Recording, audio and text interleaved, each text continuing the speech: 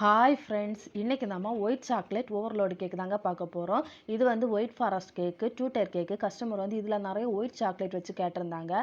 நானும் கேக்கை பேக் பண்ணி ஃபில்லிங் எல்லாம் கொடுத்து நீட்டாக ஐசிங் பண்ணி எடுத்துக்கிட்டேன். இது வந்து நம்ம ரெகுலர் கஸ்டமர் தந்த ஆர்டர் தாங்க. அவங்க பொண்ணோட பர்த்டேக்காக இந்த கேக்கை ஆர்டர் பண்ணியிருந்தாங்க. கேக்கை நீட்டாக ஐசிங் பண்ண பிறகு ஃப்ரிட்ஜில் வந்து செட் பண்ண விட்டாச்சு. கேக்கு நல்லா செட் ஆன பிறகு பாட்டம் டயரில் மேலே டயரை வந்து ஸ்டாக் பண்ணியாச்சு. அதுக்கு நடுவில் வந்து ஒரு கேக் டவலையும் வந்து சொருகி வச்சுக்கிட்டேன். பாட்டம் டயரில் ஒயிட் சாக்லேட் ட்ரிப்பிங்ஸும் அதில் கொஞ்சமாக க்ரீன் கலர் சேர்த்து மேலே டயரில் ட்ரிப்பிங்ஸும் கொடுத்து எடுத்துக்கிட்டேன்.